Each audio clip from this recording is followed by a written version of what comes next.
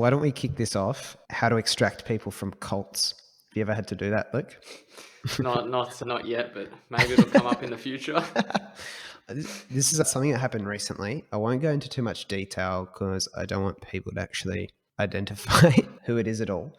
But this is very pertinent to today's episode. So I had a young person who was caught in an environment which seemed very innocent on the surface. They're a service provider for young people doing their job, doing what they think is right. Now, the person started showing up to their venue and participating because they were invited by a friend, right? Quite classic. Now, you're not normally suspecting of your friends, right? You think, cool, going with my friend, they go to this thing, they love it. No obvious thing that it wasn't religious, right? So it's not like an obvious cult-like thing. Yeah. But they start going, but the first time they go, they have a gut feel that it's a little bit off.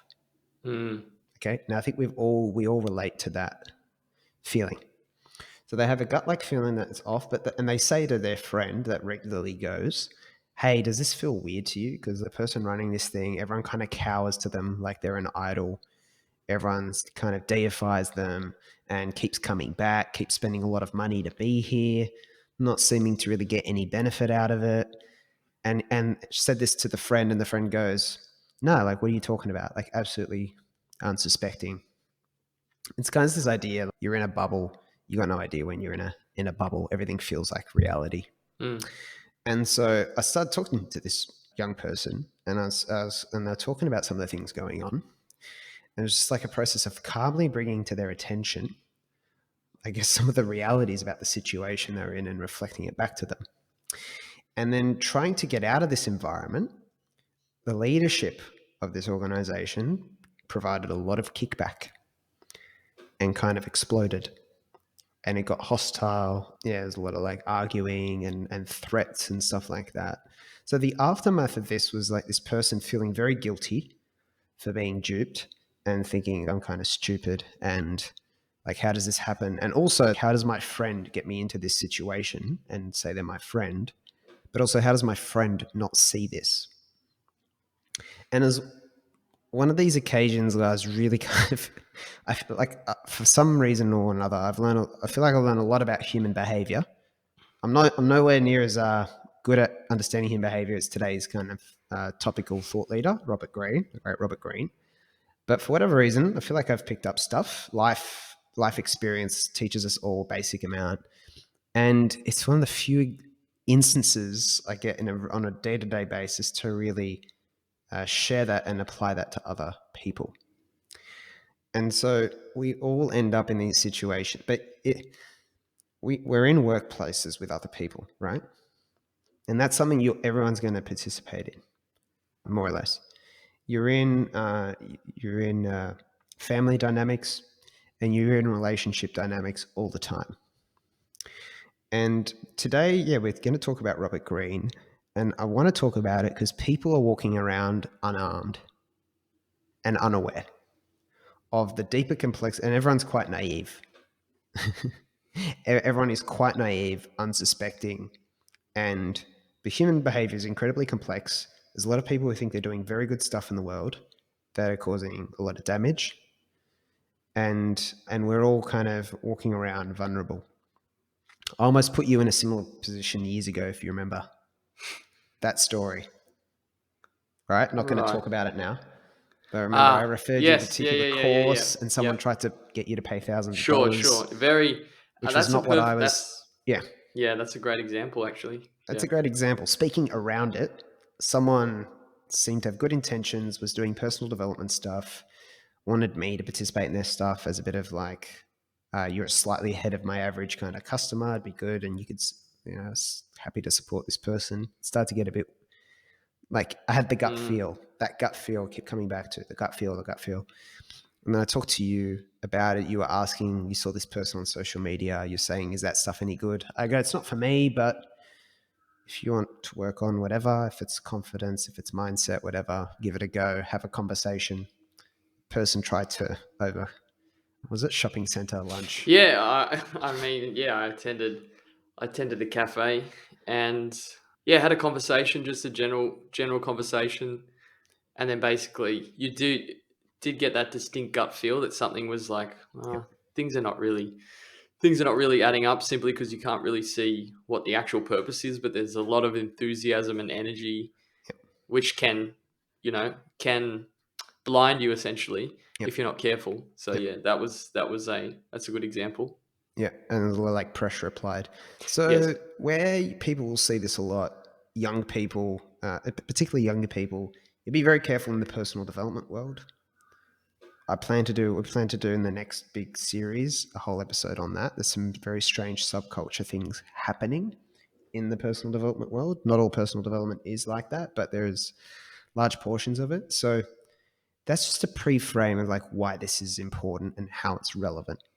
So context is going to do an episode today on Robert Greene, who's the author of a whole bunch of books, very long, very dense, very intense books, Monsters. very controversial books, actually. Mm. And I want to talk with you, Luke, because you're also like a fan of Robert Greene. And I want to talk to you why I think you can use it very ethically. I certainly try to use the insights from his books very ethically. And to give people context who haven't heard of Robert Greene, I'll give you some of the titles and you'll get the gist. 48 Laws of Power. I think it's the 33 Strategies of War. I believe it's I always forget the numbers. 48 Laws of Human Nature. Is it 48? I can't remember. I think it's just laws of Oh, human nature. yeah, you're right. Yeah. Just the Laws of Human Nature and the Art of Seduction. I don't know if Very. there's he did a book with 50 Cent as well. I can't remember what that's called. And he's The working on another. 50th law, I think it The was. 50th Law. If And his books are basically, if they were YouTube videos, they're clickbait. But they're yes. clickbait, correct. And the content of his books is a lot of, normally his style is a lot of anecdotes from history about very often manipulative or certainly very effective, but also very manipulative and very dysfunctional characters from history and how they were behaving and using a particular law, deep, rarely known thing about human behavior, how they were using it or manifesting it in their life. So, like 48 Laws of Power is normally people using it strategically to get ahead in a status game or become king or whatever. And say in Art of Seduction, it's people wooing other people. In Laws of Human Nature, they're more stories around people who grow up with a particular childhood dynamic and explains their, so from Nixon to Cleopatra to like Coco Napoleon, he uses Chanel. Napoleon a lot, Coco Chanel, and all these people I didn't know as well. He's got all these like examples. So it's fascinating, but they're very long and very dense and very intense. So we want to try and take it. So often people always talk about Robert Greene, they go, "Oh, they give it that kind of icky feeling." And I'm going to make the case that it's not. I don't think it's negative. So I'm going to talk about that. I've got kind of 7 key things I think are really important that we plan to go through, Luke. So that's initially not using or trusting our intuition, gut feel. Number 2, success is more dangerous than failure. Number 3, understanding shadow and how our shadow gets created. Everyone has a shadow. Sounds scary. Find out more. 4, you create how others react to you. I hope my mother's listening to this. Number 5, the 3 layers on which behavior builds. Number 6, impact of childhood on personality types. And number 7, getting inside the mind of others to understand them and lead with empathy. So that's a bit of the roadmap, not the only things we'll talk about. A bit of housekeeping. So we've started doing longer episodes. So I just want to acknowledge that. I changed the format because I thought it was better than doing daily. Luke's happy because he'll get to ask more questions now. Luke has retained his place. Congratulate him, ladies and gentlemen. Also, you'll be seeing us on YouTube now. So video is being captured. Also, on the YouTube channel, which is linked in the description, there are some other videos that are not actually on the podcast. So if you listen on somewhere like Spotify or Apple, you can actually go get additional content, the one-off kind of animated videos and stuff we're doing now.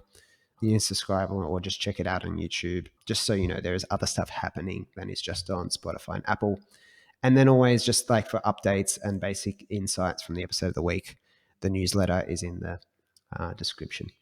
So yeah, that's basically the housekeeping out of the way. It's a big sigh of relief. And let's get into this for an hour plus change, Luke, on the Very big keen. enigma that's Robert Greene. So I've yapped a fair bit. I'm very excited. why don't you talk about how you got introduced to Robert Greene, and maybe one of the ideas that you've taken away from him so far? You did your prep for this. I think Robert Greene, how did I get it? Goes back a while. I actually started reading 48 Laws of Power, and I experienced a thing where I was actually a little bit turned off by it initially, and this probably dates back quite a while ago, just because I did have that frame of mind where it's very manipulative. I wasn't approaching it from I would say it's like if you read How to Win Friends and Influence People, and then you read that, the contrast is it's like the most ridiculous contrast. And I'm pretty sure I was in that. I'm pretty sure I Yep. was in that frame of mind, Yep. and then tried to read 48 Laws of Power, which is pretty confronting, but I mean, it's pretty realistic. It depends what dynamic you're in, but I think he refers very specifically to certain industries like the music industry, the movie, like Hollywood and stuff like that, where Yeah, it's a he had a little lot of bit, experience in Hollywood. yeah, He yes, influenced the 48 Laws of Power, his first book. yep. I'll talk about his context in a bit. Yeah, it's all influenced by Hollywood, but not mentioning Hollywood. Yeah, so that was my entrance to it. I think actually after joining Constant Student and just getting a little bit more into different things, I went back to it and explored laws of human nature, which actually connected it a little bit more with me. I think I was a little bit more Yeah, that was mature. my introduction. Was human Yeah, nature. yeah, and basically started looking. It's almost like just trying to look at things how they are, and then look at you. It's almost like a form of meditation, if that makes Wow, sense, powerful. because yeah, like observing your thoughts and whatever, and then you can say, okay, maybe this is how human nature is a little bit more accurate as opposed to the sort of the masks that everyone put up, Yeah, like yeah. So it goes deep into that, and also listened to quite a few interviews. He's done some great interviews on YouTube with various so good people. to watch. Yeah, Yeah, for anyone who wants to go he's deeper. great to listen to. He's a good speaker. Yeah, yeah. He's a good speaker and very calm and just nice to listen I to. told you about that clip with Lewis Howes. So Yeah. if anyone doesn't know who Lewis Howes is, so there's such a contrast, right? Lewis Howes. What's the podcast? Mental blank. What's his thing? You actually you pulled me up on that as well, being like it's a little bit No, no. But what's very Lewis different. Howes' podcast name? I've had a mental blank. School of Greatness, right? Yeah, yeah, yeah, And Robert Greene was his first ever guest. And for anyone who doesn't know, Lewis Howes is the biggest teddy bear in the world. He's so sweet. Like you just yeah, cannot dislike that guy. And then he's talking to Robert Greene because Robert Greene had all these experiences in Hollywood working for these manipulative people, and he was excelling in the role, and then he got fired because he was excelling, because obviously like the dynamics of this person's a threat and stuff like that, right? yeah, And so Lewis Howes is like, but I don't understand. Like, wouldn't you just like be happy for your success? Like you're working together, and that's like they uplift you, and like I don't get it. And then because he's such a big, just teddy bear, and Robert yeah. Greene's just like, oh Lewis, oh, it's like people have egos. That might, I guess, where he's coming from. That might work out in one scenario, but in this specific scenario, obviously, it's like he didn't pay attention to the fact Yeah, that well, he's actually, the 50 Cent. So for anyone who's intimidated, an early disclaimer: 50 Cent, who is good friends with Robert Greene, that's funny. yeah, Um, he says like, never be afraid to just take one big lesson from a book. He goes, for mm, example, I only remember the first law from 48 Laws of Power, and it's made me millions and millions of dollars. mm, And that rule is never outshine the master, which is mm, exactly that thing that got him fired. Like when you have a boss or a mentor, I've heard this a lot with people who have older mentors and they start showing promise. So many people love mentoring people for their ego. mm, And once you overtake a mentor, you start to get confused when they shut you out because you're threatening their success, you're threatening their image of themselves. So yeah, it's big. I really, as we go through these 7 things together, the big idea I think is, some of the big ideas, I really think of Robert Greene, I think of self mastery, mm, right? And not many people are willing to give you the real view of. Everyone else is too cuddly when they write about human behavior normally. I like that he's just no bullshit. Power, he thinks of power. He thinks power has a negative connotation. He says it has to do with your daily life, like the power of yourself. right? Mm. And he said in an interview, we don't control 95% of our daily lives. Okay. Does that make sense to you, Luke? Like we don't control 95% of our daily lives? In the sense that we don't control the environment and things around Well, we don't us. control the environment and the things around us, but we also really don't control our conditioning. Mm. Okay. So if I, Yeah. for example, let's say you had to go kill your own, like kill an animal for dinner and chop it up, right? Yourself. Like, is that something that you would naturally do and feel comfortable doing? No. No, right? If it was me, I'd probably get sick. Yeah. Yet our ancestors did that like every day for a living, right? Mm. And so they did it without flinching, I'm sure.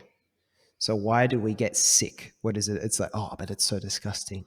It's such a thought you would never question, that cutting up a living animal is disgusting. But no, you're conditioned to think that way, and you don't control a lot of your gut reactions to stuff. On an emotional level, where you tend to feel like you have more control.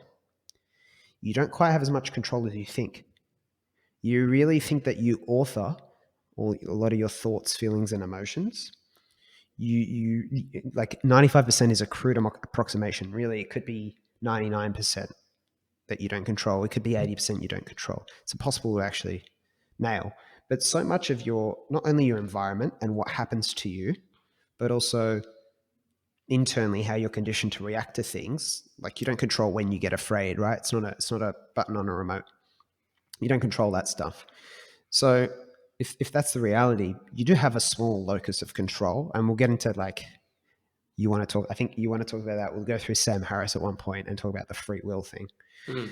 But basically, the game of life is a large part using the 5% of control you do have to influence the 95%. For example, I can't stop that like repulsive feeling towards a dead animal, but if I expose myself to that and get used to it, I would overcome it. And I might not like the environment where I'm being made to feel insecure, but I could change that environment. And then I would almost control a bit more what happens to me by putting myself in a better environment. So this implies internally and externally. It's a lot of self mastery, and then therefore you can master how you control your environment a lot more. And it's basically, we're conditioned because of evolution, right? So Yeah. understand the other thing I think is big. He gets paid a lot as a consultant to fly all over the world to all these really rich people who need his help understanding people and human behavior. Because he says we choose the wrong business partners, we choose the wrong romantic partners, and this ruins our lives. Like you're hiring, choosing. This is one of the biggest things I've seen. People are very bad at choosing people for roles in their companies. It's normally like a very intellectual exercise, and it's very hard to actually understand people and when they're going to fit into a role or not. And I have friends who run companies tell me these shocking stories of people who got, you did the smallest thing, you don't know why it upset someone, and they rage quit or they attacked you. Like and romantic partners, it happens all the time. We're so bad at it. It's the most important thing, but like no one understands it. So hopefully, like today, you'll be getting closer. I think it's just so big. Oh dear. It's so big. So the context is he has like a lot of Robert Greene, a lot of mixed backgrounds and education experience. He studied like very random things at college, like ancient Greek and all this sort of stuff, and a broad range of like employment experiences. So he was in London. He used to travel a lot from London to Greece to all this. So he worked for all these different people and had all these like bad conflicts with bosses and stuff like that. And so the place he comes from, the context behind everything is he empathizes with the underdog, kind of like that young person I was talking about at the start. And he's trying to like give them an even playing field in terms of like, these are the characters you come up against in life. This is how you deal with them. And this is how you control your path. And Mm. if anything helps you, people like you, Luke, who have that initial queasy reaction to Robert Greene, it's just interesting. Like he points out people who we kind of revere who use strategies like the stuff he writes about. So Gandhi, he makes examples of like Gandhi and Martin Luther King. So when I say Gandhi and Martin Luther King, you just think, what, great world leader, Yeah. inspirational. Mm. He's like Gandhi. So think about Gandhi, right? What was Gandhi's method for dealing with the British? How did they go about it? Do you remember? Do It you know anything about was it? not in particular. I know it was very peace focused Peace and focused, right? yeah, Non-violent. yeah. And so Gandhi, he points out, is quite strategic, right? He's thinking, I want the British out of India, right? So immediately you're becoming strategic. Mm. Thinking very strategically about things is incredibly rare. I don't see it very often. And Gandhi is strategic, and he knows if they go and fight people. So yes, you've got the peaceful thing, right? Which is, no, we want to do it peacefully. And I'm sure there's a bit of it. But just consider this. When you go and fight the British and you're attacking them and stuff, it's so easy for the British or anyone to go and say, look, they're attacking us. They're savages. They're animals, right? Mm. It's kind of like the news reporter that goes and aggravates someone who's ripping off the elderly, evening news. And they go, look how aggressive they are. They hit us on the camera. It's that, right? But when you're positioned as, look, these people are not fighting back and we're killing them or beating them up or whatever, eventually support for the British in India starts to erode in other places. So it's PR. Mm. Part of it is PR. Martin Luther King, Martin Luther King, this is Robert Greene, not me, but Robert Greene says Martin Luther King is very smart because they had all these marches and in Birmingham and stuff like that, and they'd get 13 and 14-year-olds, right, marching. And then the kind of repressing authorities would be imprisoning 13 and 14-year-olds and stuff, which is, again, like eventually that starts to like stir up the decision makers and get public support over to the MLK side. So, like PR and being very strategic, this is the means of being effective, I think, in the world. And, I think the average kind of constant student is kind of like you, Luke, and maybe less like me. Very, very sweet, very open-minded, very caring people, but without a lot of the like behind the scenes plotting. And I'll be Mm. very transparent that I do a lot of behind the scenes plotting. It's not announced publicly in podcast episodes, but I'm willing to admit it because I think you desire to be effective, and this is the way I look at it. Like, I'm not here to be ineffective. Okay, I'm here to be effective. That's the aim. So Yeah. let's go into it. Number one of the biggest ones, the biggest ideas was we don't initially trust our intuition. And we had the story Mm. at the start around we've all been in that situation where you've got the gut feel, right? Where so and so is not right. Something's up. Or the thing they're trying to promote is there's something not right about it. And I've had it in some situations. I think one was eating dodgy Nepalese food, for example.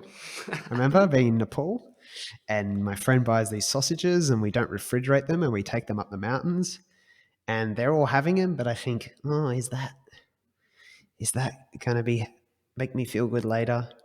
And then literally in that case, there was a bad gut feeling because I got ill in my stomach. So that's when you got to trust your gut feeling. But obviously, there's other situations where it applies, and there's always it's always there. Like the gut feel, Luke, is just always.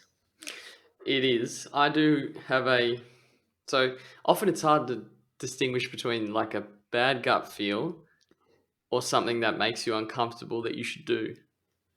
Yeah, it's Do you know what I tricky. Do mean? you have a way of filtering?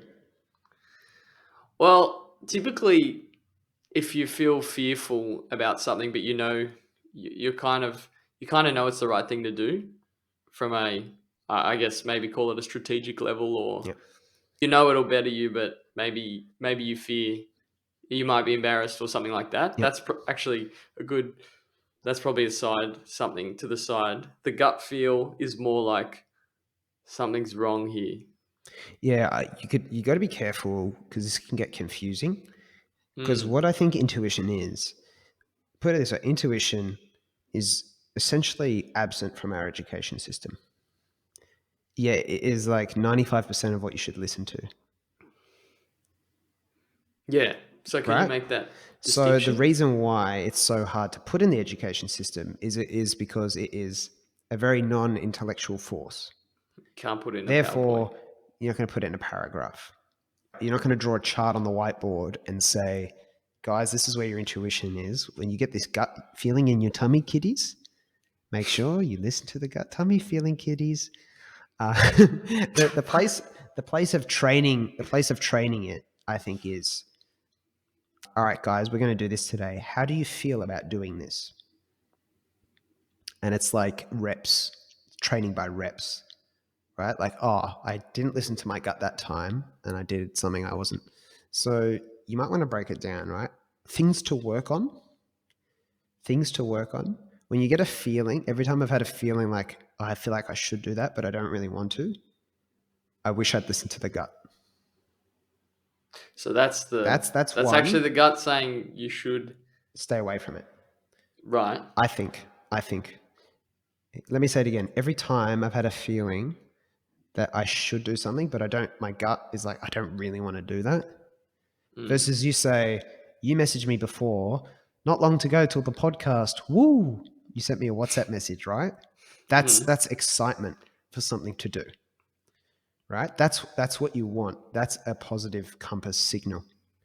But when it's like, oh, I have to do like another podcast episode this week, but I've got to do it because I do the podcast and that's my thing. That is, you're not listening to the gut. And unless it is just a really one-off, like it's always easier. This goes against the hard work mantra we're drilled on. I think hard work, you'll be careful. People say hard work, but they might have actually enjoyed the hard work. Whereas there's hard work, which is like just put up with eat shit because there'll be a reward in it. Yeah. So hard work versus this, you'll be careful. So I do think with work, personally, not trying to just completely generalize, but every time I've had the intuition that, oh, I really want to do that, and it's also a productive thing to do, that's positive. It's too hard to actually just be logical about what you should do. Right? You got to combine. There's got to be a combination of. Yeah. Okay. Logical is one Luke, process. what's the smartest thing for you to do in your career right now on a purely logical level? So don't worry about how you feel about it. I can't. It's impossible. It's impossible to answer because it's like, what is Yeah. it? Become a doctor? Become a lawyer? Become the next Well, Steve you Jobs? start thinking. You just start thinking intellectually, but it's not gonna align with emotion, like how Exactly. you feel about it emotionally. So it's impossible, right? Yeah, even emotionally is a funny word because I feel like intuition, I'd say, is very different from an impulse. But the thing I don't get is like intuition. Yeah. What stops you from acting on something that is you might Intuitively. feel, yeah, and then but it might not be Conditioning. No, for example, how do you? It's hard to distinguish between an intuition and the right thing to do versus like something you get an idea and you're like, I should do that, and then you've done an impulse. That's an impulse. Okay, That's an I impulse. just want to make that. That's an impulse. Now, right. no one will be able to intellectually listen to this and be able to tomorrow never mix up an impulse and an intuition. That's where an impulse is dopamine. So it's a momentary excitement, right? That's like I want to reach fleeting. for my phone. An intuition will last longer. It'll be more enduring and it won't be as excitable. It'll be a deeper. Can you say it sort of will nag at you consistently? Oh, I think so. Yes. Yeah. So always listen to ideas that have been around for a while. And I've noticed this within constant student. Things we've been thinking about for a while persist and are much more worth doing. And then you do them, they're normally the right thing to do. Like something pans out, the world kind of falls into place to make it happen. It's fucking weird, right? And so intuition leads us to this very deep conversation around spirituality, but we won't quite go there today. But I feel like it's the antenna for the universe, right? That's what I think He makes the point, Robert Greene, we lose the ability to hear our inner voices through schooling. I would have to agree with that because it's so hard to teach. I almost don't blame school. It's very, how do you say, parents, we're going to teach your children to be intuitive? Parents say, I just want my child to be successful. So like, I don't really blame, like, it's just a bad system to do it. But yeah, everything is very conditioned. Like, this is what you got to know. This is what you got to do next. So you're taught to just listen out externally, not to listen internally. Every now and then someone asks you, what do you want to do? But then it's only so momentary compared to all the conditioning you get to just live in your head, as Ken Robinson would say, like one of those academics, they just live in their heads and their body's just this thing to get their heads around. So, like, for example, Derek Sivers, who I would love to have on actually himself if he'd do it for this podcast. If not, we'll deconstruct him too. He has like the hell yes or hell no principle. I think it's the title of one of his books. So like your intuition to do something, say a career path or a project or a job or an assignment or a podcast episode or a book, should be hell yes. Because he goes, anything yes then hell yes should be a no. Like imagine if you had that filter for your life. But it's tricky to apply again, all this stuff, because you also should try things. But when it's the bigger the commitment, I think the more hell yes you should be. And that is the place of intuition, because it's not like I've seen Liam, for example. Here's a particular, if I share an idea of what we could do, he doesn't even have a moment to think about it. He just explodes with a hell yes. It just ensues from him almost involuntarily. That I think is the power of intuition. Now, I want to make time to talk about the flip side, which is there's something wrong here. And it is tricky because sometimes you are projecting onto someone, but also sometimes people give you a feeling that something's not right, that there's a piece missing. It's the most difficult thing to try and give to someone through listening to this podcast. But today it's just like a door. For example, I have a Zoom meeting with someone and they'll be saying, oh, I do this thing in entrepreneurship or whatever. And so it all seems to make sense, but you just get a feeling that something's not right. Or you see the way a particular person posts on social media and it feels threatening. And often I really think you are being receptive to that person's insecurity and you can feel it.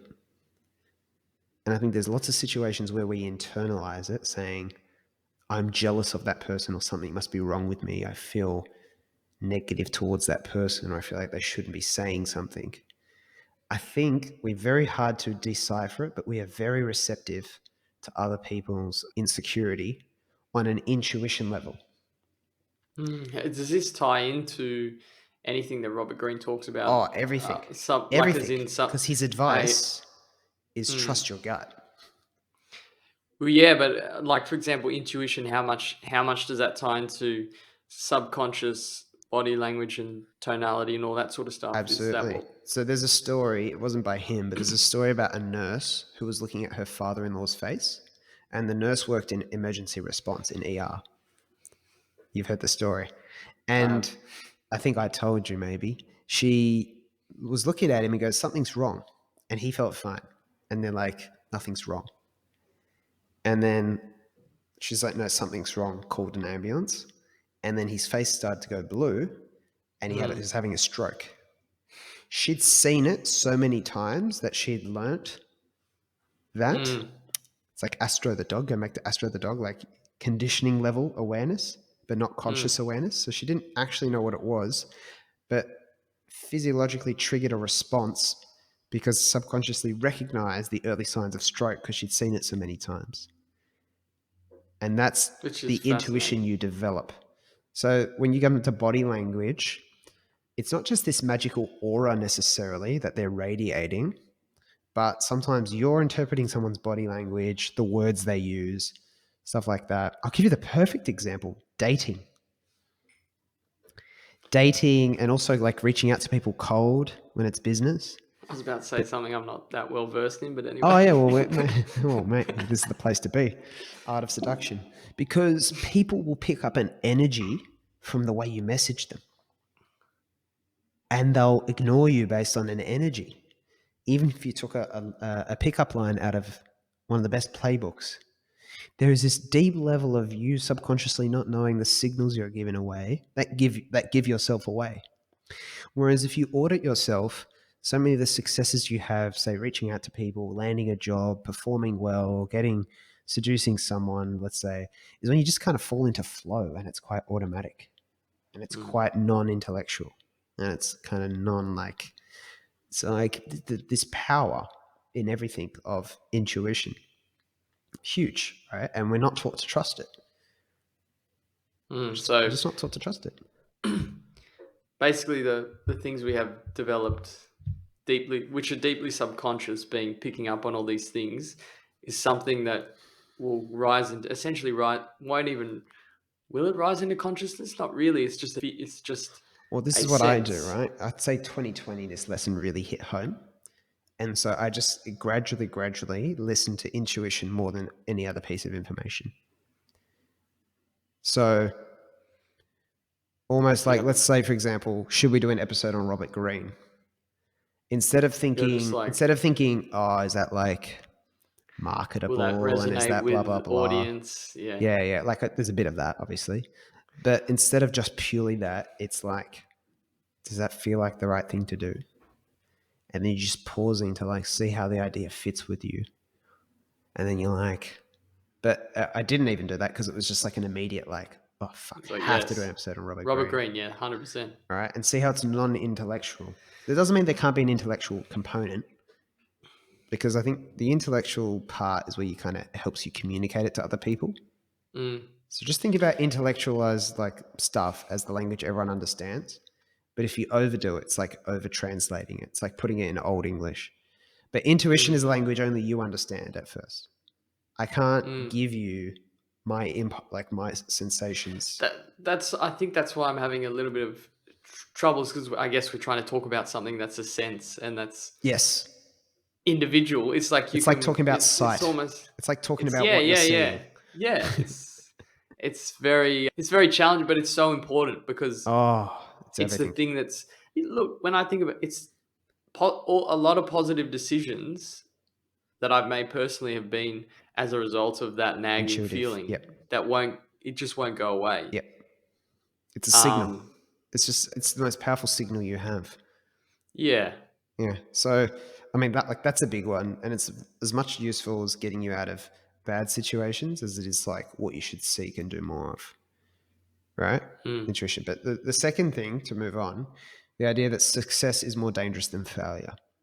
So, particularly in Laws of Human Nature, he's talking about the stories of all these very, very cunning people throughout history who, people like Stalin, people like Nixon, people who really get into a big position of power because they're narcissistic and they're craving a lot of, Rockefellers and stuff like that, really craving a lot of attention and validation and like grandeur. And then obviously they get to a point where they start to become their own downfall because the Mm. success just drives this. Howard Hughes, the old Leonardo That was DiCaprio was in there. that's a fascinating Yeah, one. DiCaprio's played him in the movie. Just becomes incredibly like neurotic at a point where all the insecurities from childhood like are manifested on a very large stage.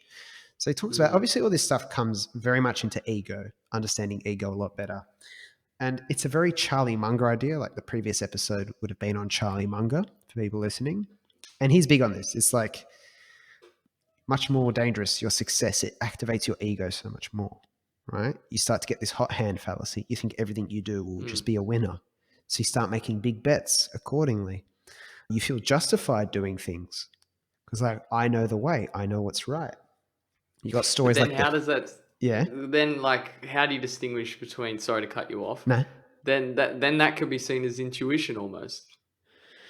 Oh, look, you could mistake it as intuition, Yeah, that's I see, think. it's like But I don't know if you noticed this, you kind of get this, it's highly specific, right? It's not very easy to distinguish, but I feel like that feeling lives much more in the head. and Yeah, I intuition is think. much more grounded. And I feel like some part of you, I always feel it. It's like something's not quite right here in this confidence, right? But again, yeah, very intellectual, so let's not agonize over it too much. But No, no, no. I think you feel it like in the swing moments. Like the examples I was thinking of at this point are like the Theranos thing, which is I think they made the Netflix thing on that. WeWork and the story of WeWork. I think is Oh, Adam. the Theranos thing. Yeah, Yeah, yeah. Theranos. That was She is wild. very complicated. She would be a good character in a Robert Greene book, right? Oh, yeah. Right. The WeWork stuff with Adam Newman, I think it was, who's this incredibly charismatic leader. Meanwhile, the finances the whole time he was raising capital and expanding it. Finances Mm, just did not stack up, taking huge risks, deplorable yeah. balance sheet, but like just this delusion of like, no, this is what we're doing and we're getting away with it. If if you want a great one Yeah. on Netflix, there is. I was watching it with my auntie. Something about a festival. It was like Oh, the this massive fire. fire festival. Yeah, yeah, That yeah, that yeah, yeah. character, the entrepreneur in that character, is like So common. crazy. Oh, he was like, yeah. Everyone followed him, Yeah, and like it was almost like you couldn't question him. And then you dig a little bit deeper, and you're like, hold on a minute. yeah, and they're all cult like dynamics. Very. They're all like everyone starts really adoring the leader. They're following very blindly. It's just like cult's like this loaded word, but it's just basically dysfunctional culture. It's a very common pattern with a dysfunctional culture. It has this worshipping effect. And often the people that get swept up in those things most commonly have an insecurity. They're the most susceptible, right? So people who are desperate for a place to belong. You always see it in the movies. It's always like the kind of vagabonds and the stragglers who are like people who have Mm, no place to go. They'll go into the kind of the cult environment, right? Because they're more susceptible.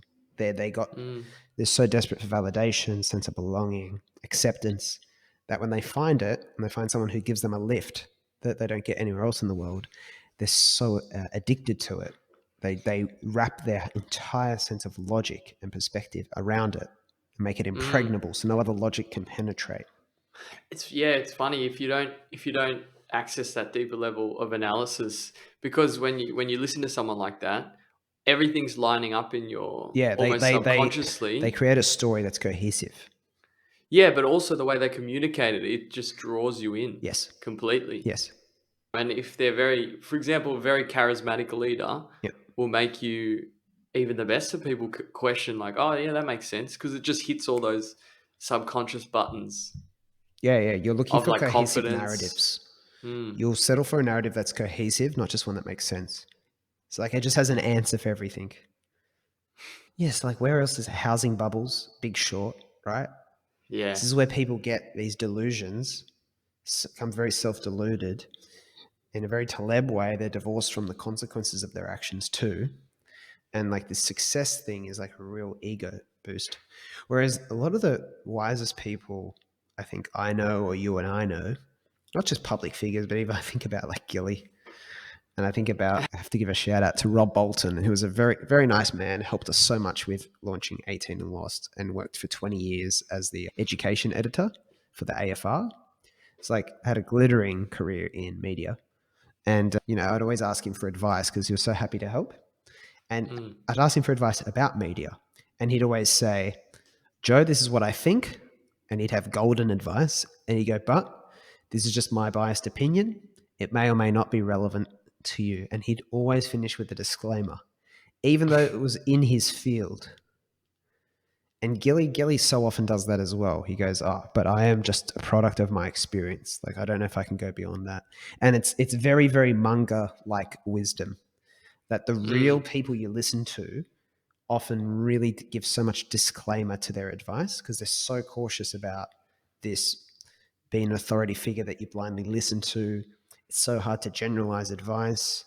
The problem is if you're just looking to hang off someone's every word. But these are the people who overcome the dangers and pitfalls of success, I think. Like Ryan Holiday, he's like almost like an apprentice to Robert Greene. I don't know if you know that. Yeah. Yeah. Yeah. He has that book, Ego is the Enemy, right? He's an apprentice. I didn't know. Actually, Yeah, didn't he learned a know lot there. from, he spent a lot of time working alongside. Robert Greene. Oh, Robert Greene's like a mentor to him, friend, mentor. wow. Okay, I just would put them in the same bucket, for example, Well, in that's the probably same why, right? community. That's probably Yeah, why. yeah, yeah. And yeah, he's got that book, Ego is the Enemy. It's like the only way you really get stuck is when you let your ego become inflated and kind of hijack you. Mm, So, there's the stories of the old Romans who had the slave walking around with them whispering, memento mori, like, you're going to die, you're going to die. It's like just mm, a reminder of mortality so that you really like diffused that like grandeur image and just remembered you're just human. You're not that special. As my friend Paul yeah. Rouse would say, and he always says, Joe, the good thing is we don't matter. None of us matter. And he goes, that's the biggest joy in realizing that, because then you're free and you can just do everything because you're not obsessed about how important you are. But yeah, Robert Greene, all those stories, all these people eventually have these buried insecurities. They hide them very well. They all kind of explode in the end because it hits this really grand stage where it goes bonkers. It's like, It never ends well. no, it never never ends well. There's always Never. fireworks. Those characters, one thing that did stick out is they can never. I don't know if it's because they can't see outside themselves or the ego gets in the way. I mean, Robert Greene goes into a lot about that. We all have those tendencies, and it's more about having awareness as to when it's like being inflamed. Yeah, But the stories he gives, it's almost like they can never work with people, no, yeah, and it's like their lack of cooperation in the end, or the lack of actually being able to see their weaknesses yes, big time, ends up destroying um, them. destroying them. Especially who was the one in film? Not Howard Hughes. He was also I in think film. so. He also went into film. He was like, his dad was very well off. He inherited the airline business, and then he went Yeah, into yeah, film. yeah, yeah, yeah. So he was. That was fascinating, but essentially, he thought he could do everything, Yes. and people identified that he had very specific things that he could do very well. Yeah, yeah, Like I yeah. think He he was a was good engineer or a good part. engineer, Yeah, yeah, yeah, but he wanted to do everything, yeah, which meant he didn't actually listen to anyone, yeah. which meant that And it's the opposite everything of was all the fucked. really wise business leaders recognize, oh, I can't do that. And they just get out of their own way and they empower others to do the things. Yeah, That's it's really almost like like all the best they don't want stories. to. Even like the Steve Jobs and like the kind of tyrants and stuff like that. It was still like great at like, oh, this guy's really good at product. Like I'm great at marketing. I'm adequate at product. Like here, but like these are the standards. So it's so common. But I'm so glad you said that's like almost point three. Like we all have this stuff. And this is where Mm, it's like, all right, we've warmed you up. Now time to submerge you. And the number three, understand the shadow. How does our shadow get created? Like, ah, see, we all have a shadow to our personality. Shadow is like the dark side, right? So I'll go through the notes, but like basically it's this, it's almost like this idea, there's nothing more impressive, Luke, than my modesty, for example, right? It's that kind of idea. And this this yeah. this is where I get a little bit Robert Greene-esque, where I get quite a little bit my anger that I get pent up about. Because on social media, you get a lot of these people who are playing this. They're happy to tell you about how much good they're doing and that they're changing the world and that they're delivering the future. And you see a lot with like a lot of entrepreneurs now who've got this, they've got Twitter or LinkedIn where they can just say their thoughts and they want to tell you about how they're going to be the ones to fix this problem and that problem. And I kind of look at it, for me, I look at it what it is and I just feel like it's a lot of bullshit. And I feel like it's a lot of this shadow finding a socially acceptable way to get its attention. Mm, And it's you I think you feel it on a gut level when you read this stuff. But it doesn't mean people are bad because I think I would just, I have it, I'm very clear I mm, have it. Liam and I talk about it all the time. He has a thing where he helps you identify what your shadow is. I think mine's like appreciation or something like that. So I like to be appreciated. And so it's mm. just this thing you can own, but not kind of, you try to hide it and deny it is when you become the fool. Because it's like, why hide I'm it and deny it? That's what the shadow would do. I'm thinking back, like when I was working in a sales environment where it was very numbers Yeah. specific. Like it just gets so obsessed with being number one, or it's really bad. Like, you know what I mean? It's like you become possessed. But then it's that possession. It's to some degree a part of the success. It is But 100%. It but is. then It you is. It like. is. But It then is. you become deluded. Like Yep. you got to be brought back down to That's where earth. number two is. Otherwise, That's where number two is. And that's where you yeah, return to your humanity. You return to the fact that you don't matter. You acknowledge the it's a spots you balancing do act. know. It's It like is the great balancing act. Everyone always shits on ego, right? They always say, oh, that person's egotistical. Ego is not actually the negative thing. Ryan Holiday should almost maybe tweak the title of that book. Narcissism is actually the real term for when it's unhealthy, the unhealthy need or belief in one's significance. And Robert yeah. Greene writes a lot about narcissists. He writes heaps. He has They're heaps of different. incredibly difficult people to deal with. They're not, I'm going to say they're not common. The average constant student, if we want to think about them for a sec, doesn't commonly have them in their world. But I know people, extended family, married into my family, who are narcissists. How do you? How do you? What are the cues for you? I know there's obviously a very specific. Obviously, you studying psychology as well. There's a specific Robert Greene's definition, taught me but way what? more about it. Psychology does not teach you. Okay, Let me make this I'm. clear, and I'm going to Yeah. make sure I mark down the point in this. Never miss a good chance to shit on education system. Did you really Psychology, go? I didn't notice. psychology taught me. I studied psychology for 3 years. Taught me absolutely none of this. Mm. When I say absolutely none, I mean absolutely none. Didn't go into personality No, like types they and went stuff. into personality disorders and stuff, but it Yep. wasn't. The language is quite different to what Robert Greene does, It's not no and bullshit. this is much more applicable. Whereas that was much more theoretical, which was fine. Yep. But he's obviously coming at this from a place of this is what I experienced. These are the fucking bad situations. So products that come out of reality instead of trying to, university products are not often created in a bubble. Like, how do we make this person a psychologist versus this is the world. These are the sort of people who lived in it. And so this is much more applicable. So, but coming back to the shadow, ego needs a bit of self-belief in it. So a good friend of mine, Lydia Ranieri, who I'll have on at some point, she taught me this. Like, there's this thing when someone doesn't have an ego by the age of their 20s, they have no self-identity and belief at all. They call it failure to launch. And they're just like a shell with like no belief, no individuality, right? They're almost like a doormat. Whereas ego in itself is basically your I, your identity. It just can get overactivated. Whereas narcissism is when it becomes unhealthy. What is? So the tells If you of a don't mind just narcissist, spending an yeah, like extra. the tells of a narcissist, really they don't actually care about you, but they often want validation and they want to be like accepted. Robert Greene points out that you can normally, they're quite, you won't be able to tell. They're experts at masking it. They're experts at playing on what you want, but often at the start of a relationship, they'll be going overboard to impress you. So I have one I know of in, say, extended family, who the first time we all met, he went out of his way to pay for lunch and put on a big show and, entertain and almost to like go overboard to, so what are people overcompensating for is a big question. And sometimes you're like, oh, that's really nice. But your intuition really tells you like, it's a bit Big strange to time. go that extreme. What are you hiding here, bud? Yeah, what are you hiding?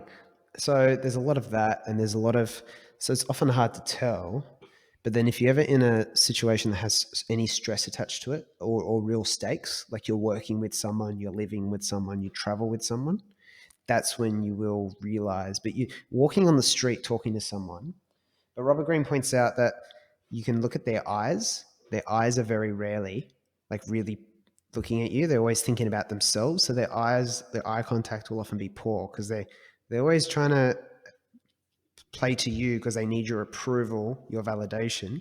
But really, it's all about themselves. All they're thinking about, you are just a tool to help them get what they want.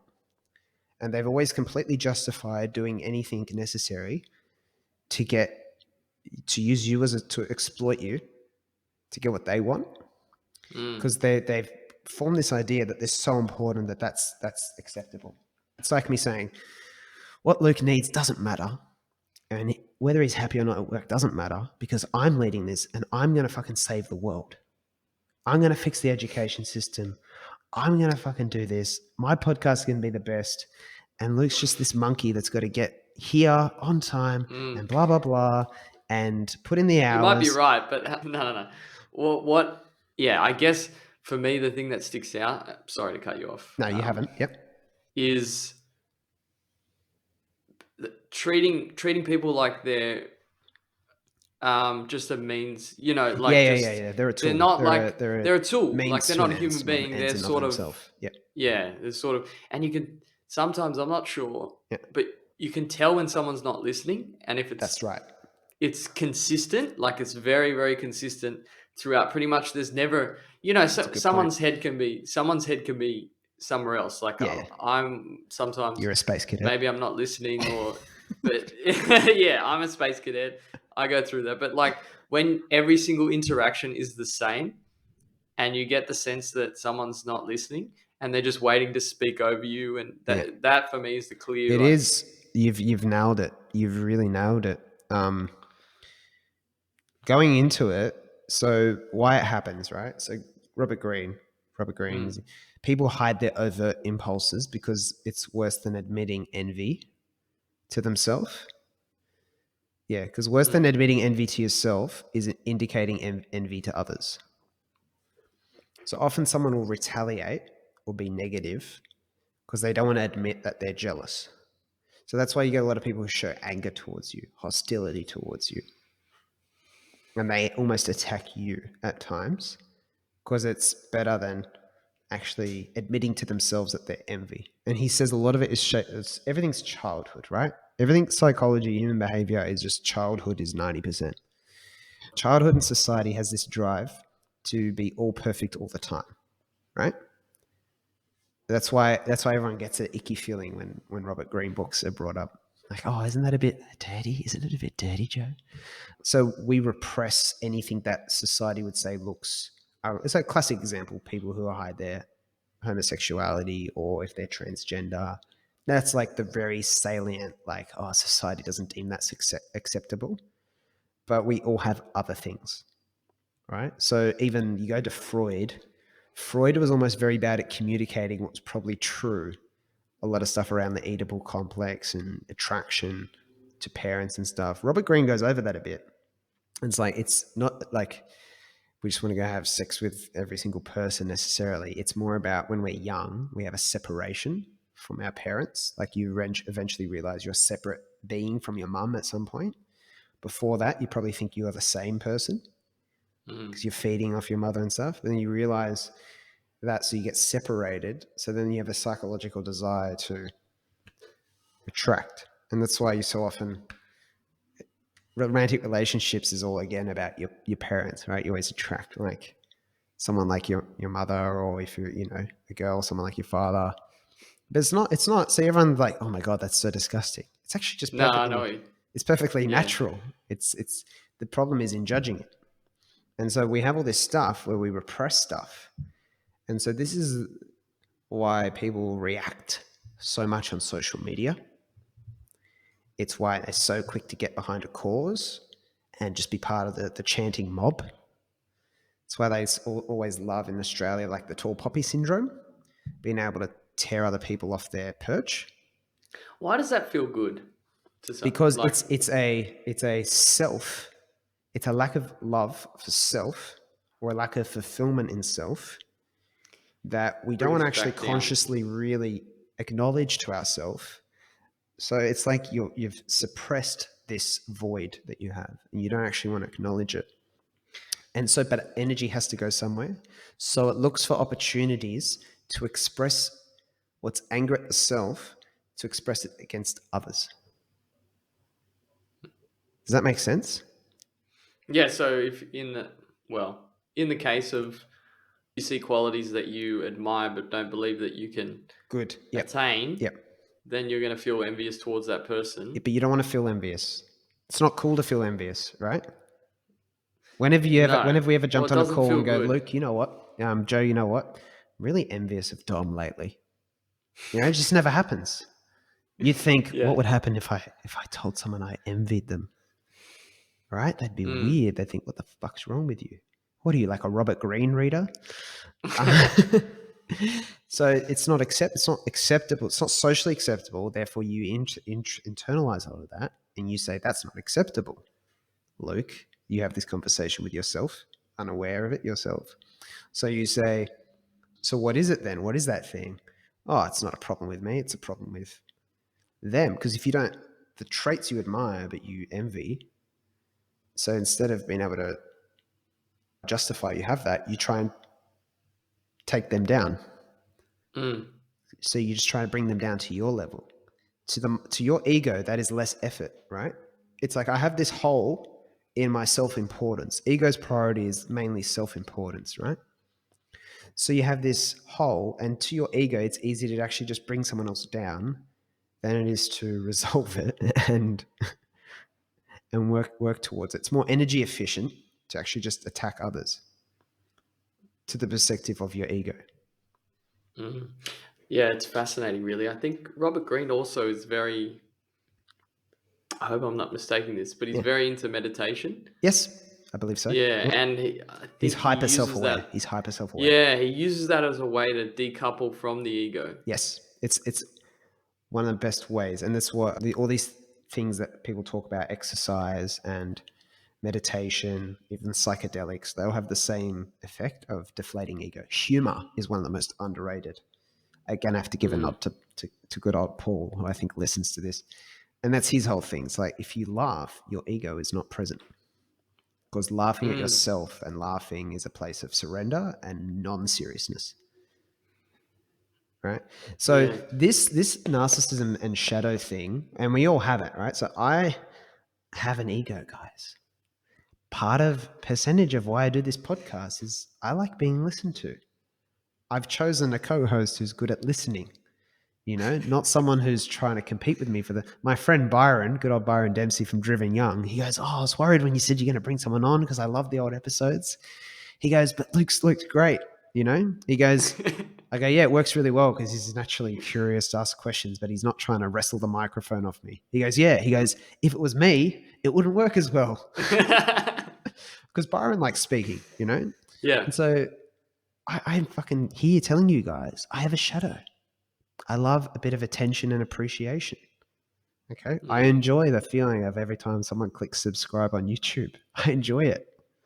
I don't dislike it, right? But I'm going to be here and own it. And what I won't participate in is this fake modesty. But then, when I say someone gives me praise and I say, well, that wasn't all me, you also get to know that that's not fake modesty. That's my opinion. That's a genuine opinion. And that the way the world works, you only have a certain amount of control. You really need to rely on a lot of people and work effectively with other people. But Joe has an ego, guys. Okay? Don't tell anyone.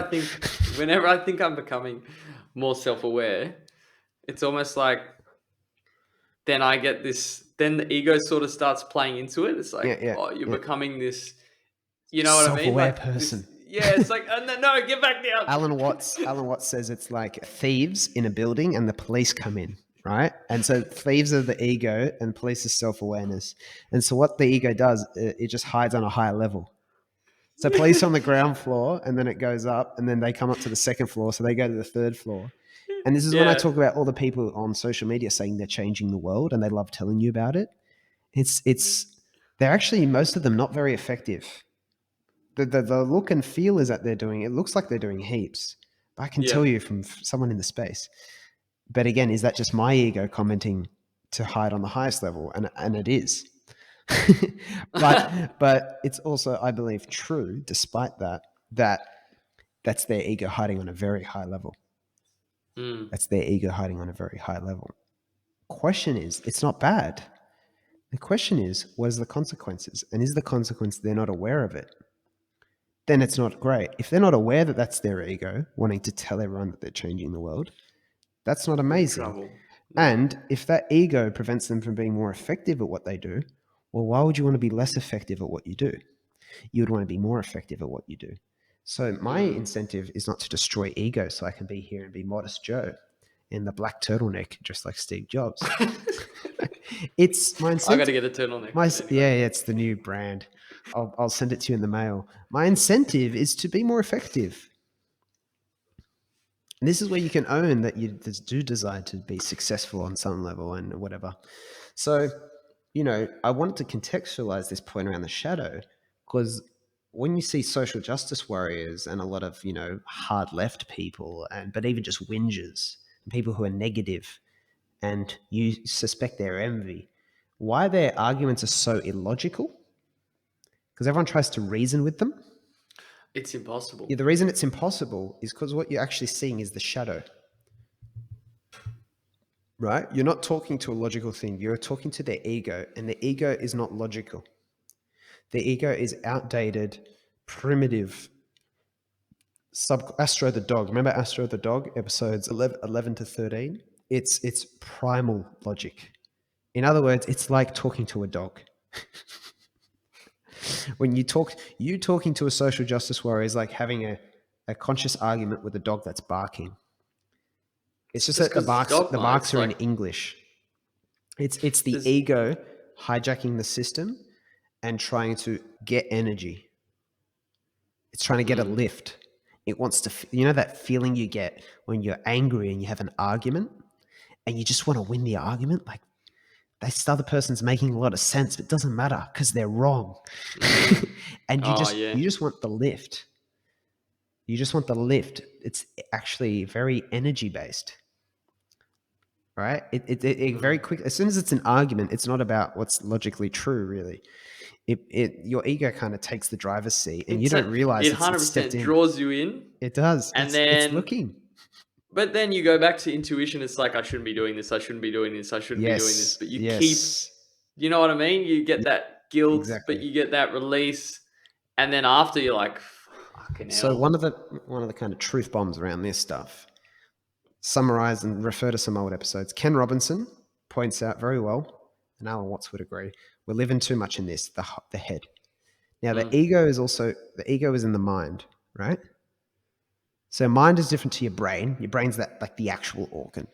The mind is like that construct. And the mind kind of lives up here. It lives on a level of a brain. There's no ego in the heart and there's no ego in the gut. But the heart is almost like the emotional center. Again, not literally, right? But we're taking you must go beyond basic physiology to have true conversations, right? So the heart is like an emotion center and the gut is the intuition center. And the ego doesn't live in any of these places. So what people like Paul Rouse and Gilly, who we know, but people like even the Alan Wattses and stuff like that, but not a lot of the academic people and not that many of the business people will teach you is we got to start thinking with all three, not just one. Since the Enlightenment, we've mainly been thinking with just the mind, like the very primitive kind of brain mind. Eckhart Tolle, think with your whole body. That's where the intuition is, not just up here. So incredibly, oh fuck, I love Robert Greene. Number 4, you create as perfect, leading on perfectly. You create how others react to you. So this is like, I always think about it. My mother will irritate and irritate and irritate me until I just get so annoyed with the nagging that I stop listening. And then it comes in, no one listens to me. Right? Is the perfect example. And it's easy to pick on her, but obviously I do it too. All right. And I was having a conversation with, again, Paul Rouse. He's getting a lot of shouts out today. And we're talking about this idea that you are responsible for everything you complain about on some level. Like you have a percentage of responsibility for everything you complain about, even stuff others are doing, because you choose to judge them when you don't know their Robert Greene story, basically. So, and we go, how do you overcome, how often does that, any examples of that, for you? And he goes, every day. He goes, I'm still doing it. He goes, it's every single day. Every single day you're creating how others react to you.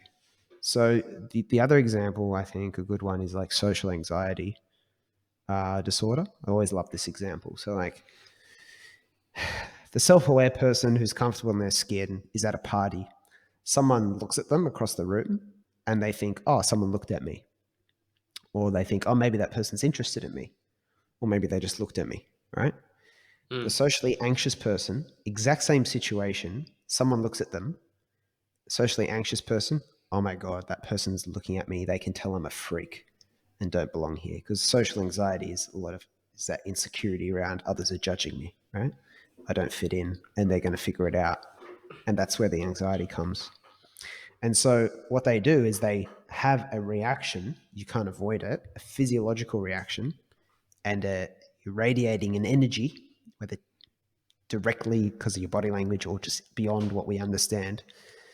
And so the other person that's looking at you now does react with a bit of a, like, what's wrong with that person face because of your reaction.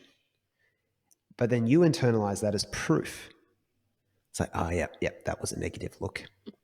And then this reinforces the case that people are judging you. They're looking at you. They think you're strange. But it's created by you. I can personally relate. I used to do this a lot to women, you know. Women aren't interested, right? But it's so often me creating it, not giving people a chance, expecting things to happen immediately, you know. Oh, they just don't get it. And then every single case is just more and more reinforcement of that idea. And so the more it gets reinforced, the more insecure you get about something, the more you're creating it. So like it's a very big one. So paranoid people create suspicious behavior in their brain. Right? People with low self-opinion, and we'll talk about this a bit more in a bit, self-sabotage and get in catastrophic situations. Right? Like a lot of people, like the sad one is like the young guy or girl who, you know, abusive or bad parenting, who often seeks bad partners as a result because they don't really have a better, that's what they feel like they deserve. There's a line in a movie, The Perks of Being a Wallflower or something. It's a good movie. I think Paul Rudd, like this guy's asking Paul Rudd, character, like a teacher, he's like, why do we, you know, select partners that are bad for us? And he says, you know, we all accept the love we think we deserve, or we all settle for the love we think we deserve. So people with a low self-opinion often put themselves in the bad situations that really reinforce their low self-opinion. And they feel like they don't deserve a success. We're going to talk about this in a bit, but like they don't deserve a success. They don't deserve better. So they're actually sabotaging because of that fear. And then you're always creating how others Does react this to you. tie into, like, for example, say you're in a workplace and you start with the belief that you can't, you're not worthy of, you know, a promotion or Yep. the next, or I'm not worthy of speaking to this person, or Yep. then that just projects through your actions basically, because Oh, absolutely it does. you'll never reach out, you'll sort of hold back, you won't express yourself, all these sort of things. Yep. So what people tend to want in that situation is they want it to just find them or just happen to them. Right? So someone asked a friend of mine, oh, I want to work at this kind of company. And my friend said to them, oh, well, don't wait for like them to post a job. Like look up who the hiring manager is on LinkedIn and then look at like the company's blah, blah, blah, and then go and like present a role to them that you could do. And just be, and then even if they don't accept it, they know who you are, they know you're proactive, and you just like stay in touch. And then something does pop up, like they might just go to you because then they don't have to go like mass market and hire. And the person's like, oh, no, I'm not going to go to that extreme. But they really want the role at the company. So where's the disconnect? It doesn't make sense if we're being logical. But if we're being Robert Greene, we understand that people don't have that identity of seeking things because you don't want to put yourself out there, be rejected. You don't want to go through all this work and for it to not come through to really reinforce like you're not good. So how do you, my thing is, how do you start changing that narrative? I'm going to give you my Go for it. sort of thoughts. Yes, please. Well, it's very, comes back to a book that we both have read, is when can you start then doing the opposite, which is then reinforcing different behavior? Is that I think how? so. Do you have an example in mind, say for that situation? I can only think of personal example, and it If you're always comfortable comes. to share, yeah. Oh, it comes back to when you started getting into fitness and running, for example. Yep. It's like you start with a belief that this is not who I am. I'm not this kind of person. And then I guess gradually, as you start taking different actions, for example, developing some consistency around the thing that you want to become, you then actually start believing it, and it's at a subconscious level. Like it's Yep. not something you can really intellectualize. And I've had the opposite. Like, for example, whenever I progress in my career, I get to a certain stage where I become very self-conscious because you're sort of at another step, and initially you don't feel worthy of that. I think this is I don't know. No, it's very This is just common. how I I talk feel. to a lot of people. Very It's common. like a imposter syndrome, or Yep. Super you common. just don't feel. You feel like you're gonna get caught out, but Yep. then as you're immersed in that environment, you find out it's not the Yeah, case. you Like you you're going habituate to it. crazy. You're just sort of You you're know, sort of going a little bit imposter crazy. syndrome's bullshit because people like Mike Cannon-Brookes of Atlassian and Tom Hanks still talk about how they feel it all the time. And you're like, but that person's not an imposter. And you go, oh shit, well, I guess I'm not an imposter. If it does rear its head for me these days, it gets diffused very quickly. Yeah, and then how I Yeah. guess if I'll just finish off that, Yeah. like for Please. example, it's almost like immersing yourself in the environment, or sort of the biggest problems I have is when I can't decouple, when I can't see those thoughts as something separate, Mm. or like you think that's your experience and that's who you are, therefore you won't be able to, and then you will project exactly what you're saying. Whereas if you sort of stop, I don't know, you need to get outside of your head and just sort of experience things, and then it The most changes. helpful thing is I'm like, there's a lot of things I could say in response. And so I think you're referring to atomic habits there. Yes. That's Yeah. a very powerful angle, right? It's always like Behavior. my prescription, often generic prescription, right, is break things down into chunks and smaller steps. Like tie the shoelaces every morning for 3 days. And then the fourth day, it's like go run for 2 minutes. If you said to someone, go run for an hour tomorrow, they're like, oh, I'm not a runner. But if you just said, hey, would you tie your shoelaces tomorrow morning? And you kept them accountable to it, that's pretty easy. But you could slowly build on that. But when the first step's too big for the motivation you have or the fear you have, then you stop starting the journey and you haven't started the 1,000 doors yet. But you only need to go through the first door, right? So there's the atomic habits direction, which is that. And then you did touch on it's transferable. So we talked about this at coffee the other day, right? Would you guys have started the podcast if you hadn't first done running? And the obvious answer is no, Joe, because the podcast is about running. But I'm referring more to like the confidence you get from running bleeds over a bit to doing other things. Because it's like, oh, I've gone through a difficult thing before. So anything that develops a growth mindset develops a growth mindset. But then the other thing I would say is this almost to go from the philosophical angle and work backwards. You don't matter, right? As my mate Paul would say. And I, Alan Watts, like reality, like what's the reality? It's like you're just here, you're just playing a game, like you're just the joys to be alive. It's just joyous. There's no pressure. There's no and then the 5-year question, like this death priming dilutes the fear. So I think the combination is of especially powerful. And you can add another factor, which is like always, if you're in a group of people doing that thing, that's another reinforcement. So if it's career, if it's whatever, if it's any other area, like it's always more powerful if you're with a group. But it's funny. We've used in the past the don't sort of into understanding the short time frame you have, yep, like you're going to die, all those sort of things, but you can lose sight of that pretty quickly. And yep, Astro the dog, our friend, will just start spitting out lies, yep. and you You can get adapt caught again, up. and I mean, I went through this many times. What you're talking about, and I decided I didn't want to forget, and that's why the solution is to live it as much as possible.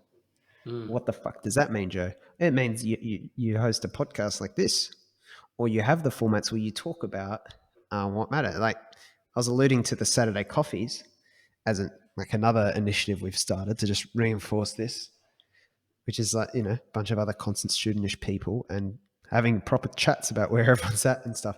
Like the more you live in the space of reminding yourself of what matters and the more like the effective ways to share it, the more like it stays top of mind for you. Like the healthiest thing you can do to remember that is to do what we're doing. Yeah. That's why I craved doing the Crave podcast bringing it after back so because we've had long. a break and people won't know. Yeah. I'll go to number 5 as we these will be shorter, but the Yep. 3 layers on which behavior builds. This comes from Laws of Human Nature, is where I started. And just for understanding human nature, they're all powerful, but that and Art of Seduction are so good for just understanding yourself and other people better. He was referring to a guy, an anthropologist and psychoanalyst. Oh, he's got long things. John Bowlby, and talks about like this first layer that we go through. It's patterns of attachment between mothers and children they observe, and they come up with 4 basic schemas like free autonomous. So that's like healthy, where you're not too attached, but you're kind of present. Dismissing, which is like pushing away. Enmeshed ambivalent, which is, I think, kind of being very clearly like non-responsive but close.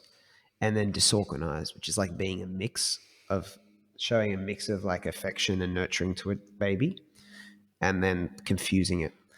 And then this is why everything's in childhood and it's so complex, but it's not talked about. Like above that, you got hostile and aggressive, secure and confidence. This is like the next stage of development. You develop one of these other layers on top of it, they argue. So like anxious and avoidant, needy and enmeshing, which is feeling a great deal of anxiety in relationships. And then above that third layer, he says you form habits and experiences as we get older. So you're having all these interactions, often like romantic stuff and all that.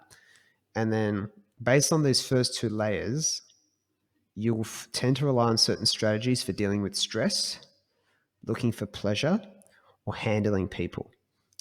These strategies now become habits that are set in our youth. There will be modifications to the particular nature of our character depending on the people we deal with, friends, teachers, romantic partners, and how they respond to us. But in general, these 3 layers will establish certain noticeable patterns. Like we'll make a particular decision. This is engraved in our brains neurologically. We are compelled to repeat this because the path is already laid. It becomes a habit, and our character is formed out of these thousands of habits, the earliest ones set well before we could be conscious of them. That passage basically is like, yeah, you're fucked, guys.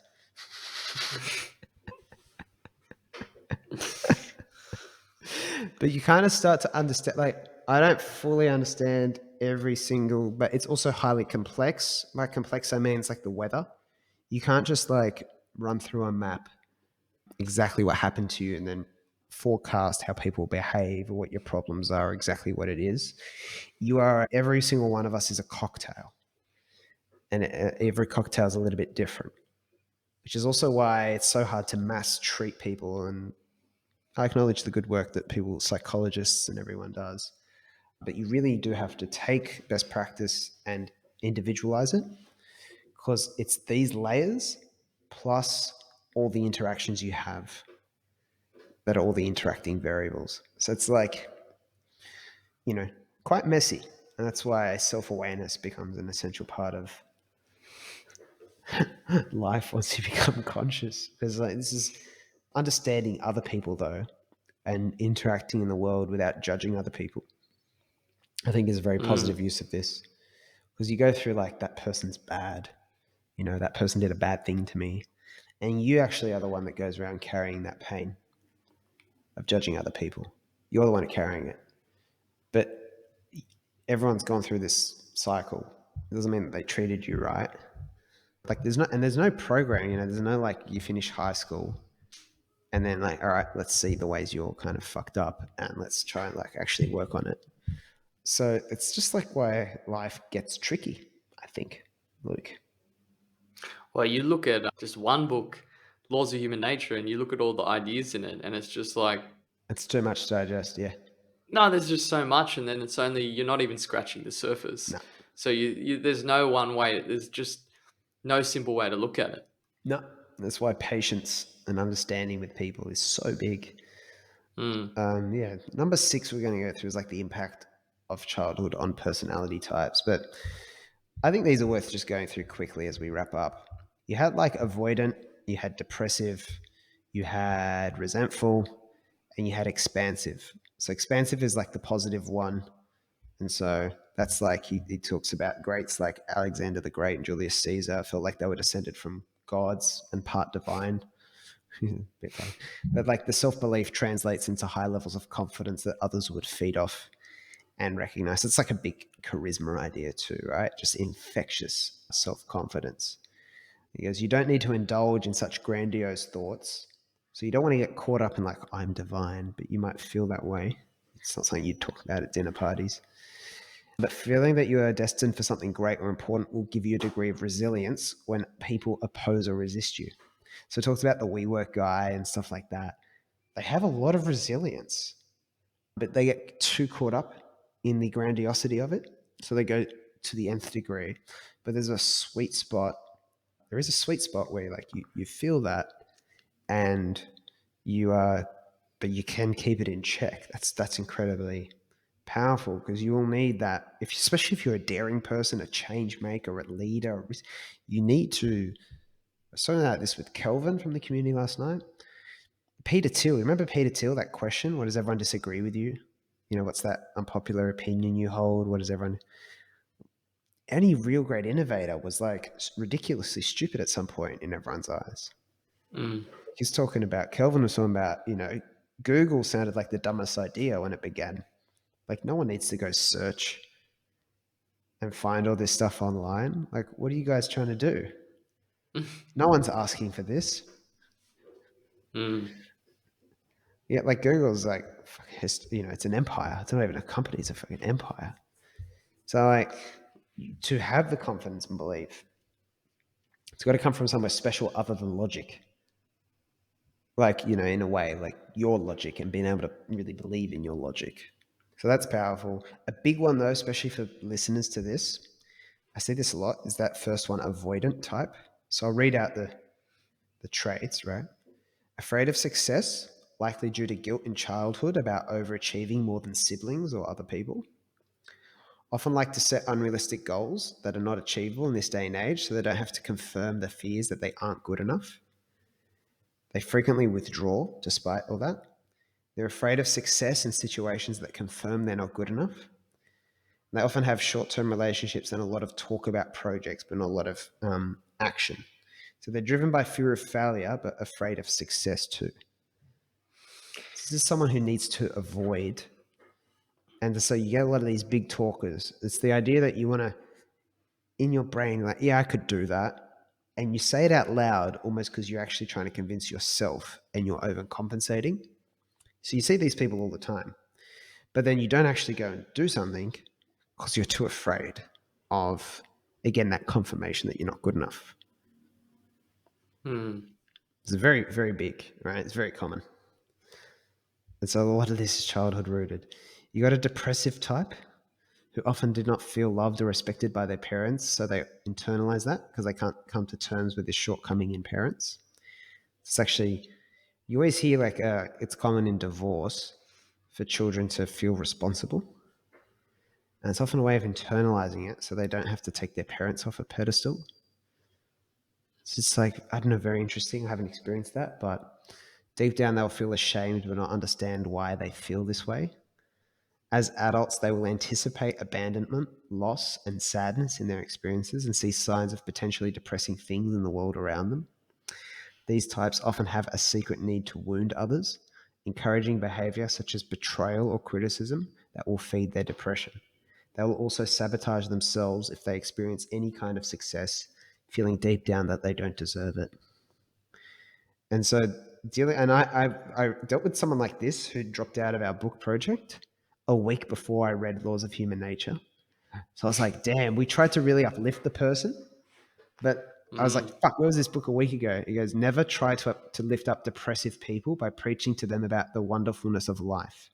Instead, it is best to go along with their gloomy opinion of the world while subtly drawing them into positive experiences that can elevate their moods and energy without any direct appeal.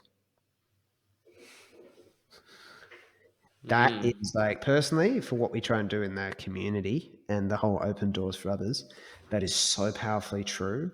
I can't speak highly enough of that like insight. It's that idea again of like the person doesn't have the identity yet that they can go do something.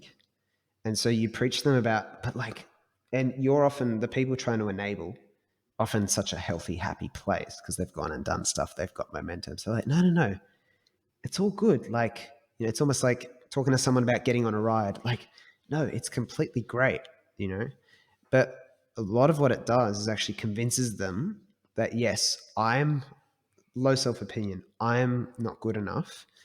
Other people are. They're better than me. So Joe talking about how wonderful it is and how I can do it and other people can do it actually just confirms, yes, they're good enough. I'm not. And you often get these really dumb excuses from people. So I think sometimes people do the self-sabotage thing in very trivial ways. Like they say they're busy. They don't show up to stuff. And you just think they're sloppy or they're disorganized. I think there's lots of very subtle things people do to sabotage when the underlying thing is they don't feel good enough for it. And they want to avoid it's like not showing up to the audition or the job interview because you're nervous. Someone just goes, that person's disrespectful.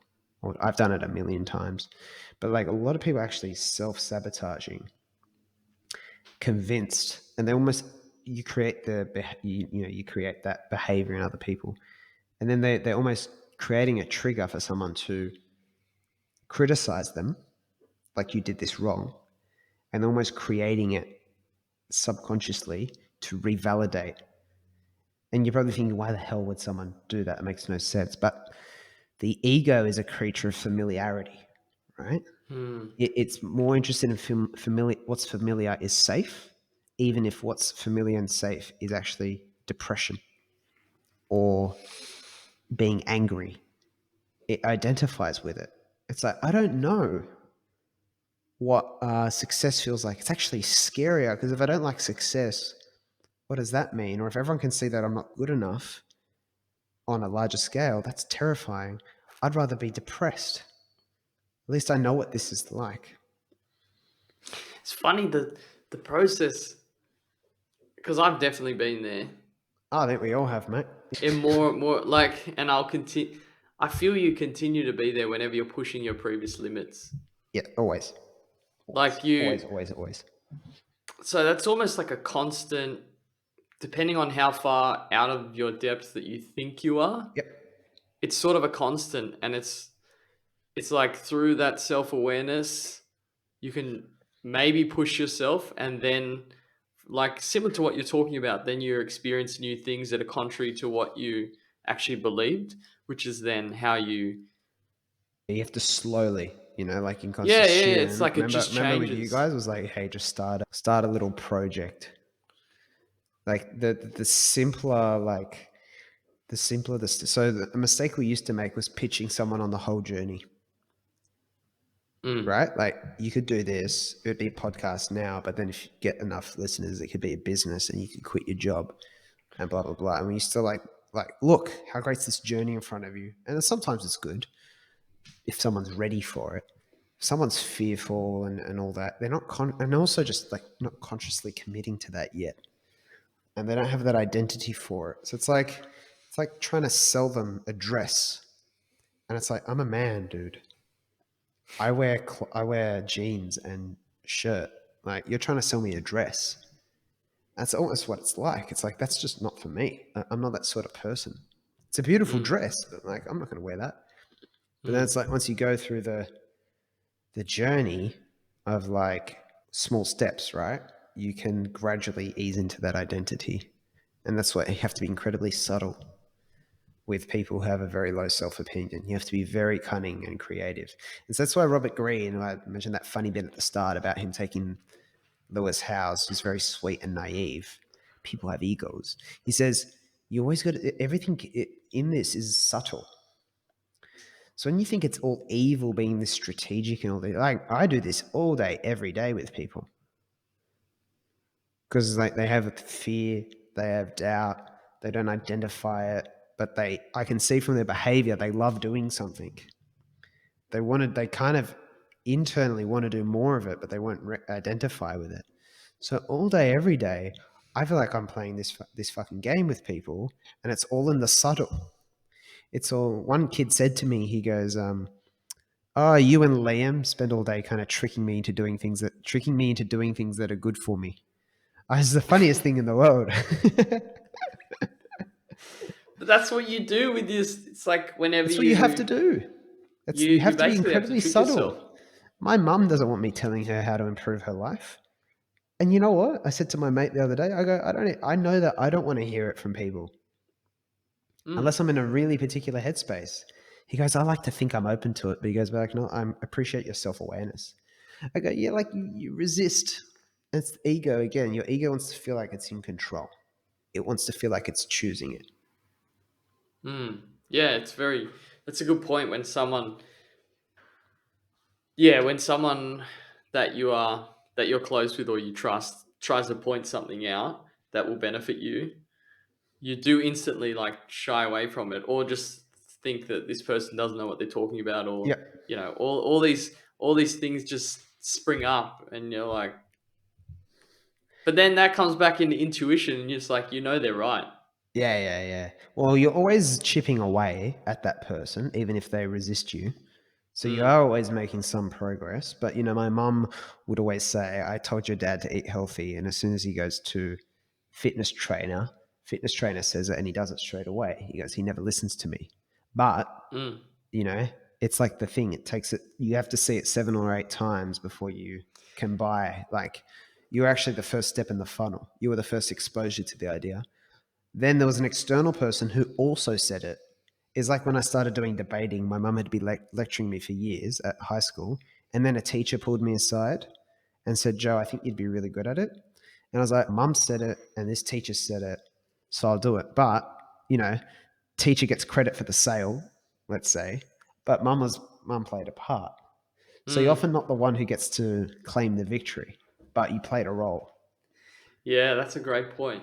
Oh, it's That's a so great it's point. so important. It's branding, it's I thought, repeat, it's very big. well, it's like I'm thinking about meditation, for example, which is like something I've been thinking about a Yeah, lot in the past. yeah, And then I don't know, it always seemed very airy fairy, and then I dabbled with it. And then I was listening to Sam yeah, Harris, and he was talking about it, and he framed it in a way. It's like no, it's like training your brain the yeah, same way you physically train your body. yeah, It's the same, yeah. and it just Love resonated that. with me. And it's like, but you just click, Yeah. it clicks This is with a you. salesman. It's got to be Mm. sold to you.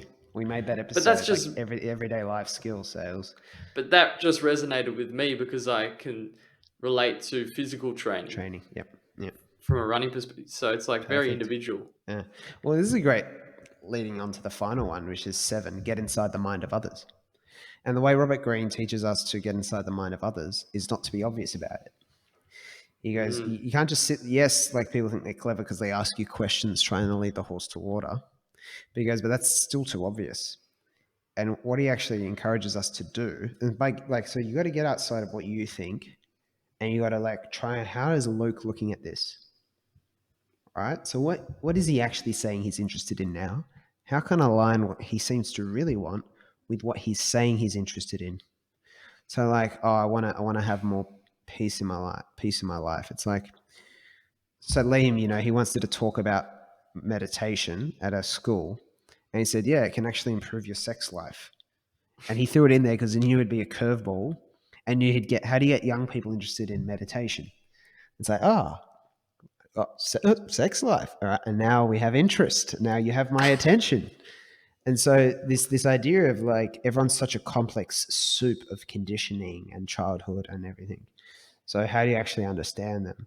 And he goes, don't pepper them with questions. Get them to do 90% of the talking, often sliding in a question about their childhood very subtly, and when you can like get it in. But the majority of it is in the listening. And people are not used to, people love talking about themselves, but they won't admit it to you. And you can kind of trick them into doing it by asking a very, again, to refer to kind of Paul Rouse, he's very good at it. You know, I think I talked to you about this. He's like, ask someone about their shoes. It's like, oh, just, I love your shoes. And he's very good with, like Gilly, very good with body language. And I can tell a lot about a person from the way they walk and stuff like that, which is a bit creepy. But, you know, you can start a conversation about the shoes and then it leads like, oh, where do you wear them? And where'd you get them? And then open, and he'll expand it out from there to get them talking about themselves. Like, oh, you walking, who do you walk with? Like, I'm a big runner. Who do you run with? He goes, oh, you know, never tried running. Any good? Where do you do it? How long you been doing? And you've started from something very innocuous. You've gotten someone talking about themselves. I started applying this a lot to dating. It was the number one thing. Because he always teaches you, Robert Greene, like, speak less. There's not much you accomplish when you speak in a conversation, right? You normally can only make things worse or, you know, offer a small thing. So he says, speak less. You give away power when you speak. But when you let someone else talk, they then reflect positively on you because you've let them talk and you've listened and you've been attentive. All right. You always, in a date or a good sales conversation, I know I'm doing well when they start feeling guilty, like, oh, I haven't heard anything about you. And, but like, if it's about understanding them, which is like the objective here, it's to get them, talking so you can start to understand what they gravitate towards talking about. And so then you're also seeing their perspective and you start to get a feel for what that person will be receptive or not receptive to as well. And I think you do this, whether you know it or not, probably very subconsciously with sales, I would imagine. And you had a point before about separating the real from the fake. I don't know if you want to quickly go over. Yeah, I don't know, yeah, but I felt that 100%. was relevant to this. No. Yeah. Oh, I'll go into that in 1 second. But Robert Greene makes the point that people in their interactions are very. He says that no matter, you're always chomping at the bits to speak, always, and he said you got to tame that and do Opposite. exactly what you're talking about. Is become interested Really in the other interested in person, but understanding actually them. listening Yeah. and interested, as opposed to just like wait. I think he says instead of just waiting to speak and pretend that Like you've got your thought pinned and you're waiting to say it. you're You have to conscious of actually the fact, like, abandon that and like be yeah, processing what they're saying. Good pickup. Yes. Thank you. yeah, but and that applies from a sales perspective, is like you're just so much more effective when you're actually listening and asking directed questions, and then just helping the person find out what they actually want. Like, Yeah. Big. why do they want to? They come to they come to their conclusion about buying something. You don't tell Oh them yeah, I should anything. have mentioned that. Exactly. Like the best sales, all right, is definitely something I've improved at is when you just get them. So for concert student, let's say concert student, Yeah. and someone young person's applied. I'm like, let's jump on a call. And so what's happening for you right now? And they'll go, oh, you know, I'm just trying to do this. I want to work on this idea, but I'm just intellectually isolated. And so once they say that, it's Boom. like, well, I'm sitting here with a community with people who are like you, Mm. right? And I can't fake that if it's not what they say. I can't put that in their mouth. But as soon as they've said that, they've sold themselves. Because now it's like I go and I refer back and I say, you know, when you said you were intellectually isolated, obviously that's why you're here, right? Because Mm. obviously we've got this. So now instead of me saying, assuming, so it's actually quite easy once you just shut up and listen. Sales is the fucking Yeah. easiest thing in the world because they've said it. But where people think sales is hard is, oh, they didn't say that they needed it. How do I how do I fucking DiCaprio them and inception it in their mind? Well, yeah. How But do I like you speak? don't. They're not ready How yet. do how do I persuade this? How do I How do I persuade? persuade this person to buy this? It's like Real no. persuasion is actually more about just getting revealing in a delicate way, I think. That's Yeah. the real good intentioned persuasion. Well, think about walking into a store and this person comes up to you and they're sort of just going 100 miles an hour. Like, this is like, they have the enthusiasm. This is fucking, this has got this, it's going to change your life. It's like, you haven't asked a single question as to like, how is it going to change my life? Yeah. I came in here to return something. So Yeah, thanks for it's telling me. like, But yeah. yeah. So that's the example. Sort of, we're always, and yeah, it's hard because you always want to speak, Oh, yeah, and for sure. that's the thing. It's always the default is to tell your story. Or I'm right. I'm all these sort of things. So anyway, the real from the I fake. think the point, yeah. So there's a quote that's from I can't remember exactly what chapter it is, but basically says to distinguish between the real and the fake, ignore their words and the aura they project, focusing on their deeds and the details of their life. So Big. That's I so mean, big. it's huge. Okay. Think of all those personalities that sort of hit you like a ton of bricks, Yeah. and they persuade you with their words, and like they've got this. It comes back to that thing where they're ticking all those subconscious boxes. Oh, it must be the message must be great, but then you like dig a little deeper, or you start and you see a big tell is like the way they interact with people or the way they treat people doesn't necessarily map what they're saying. Like maybe they're sort of, you can see people talking badly about someone behind their back, or all these different things that are sort of go.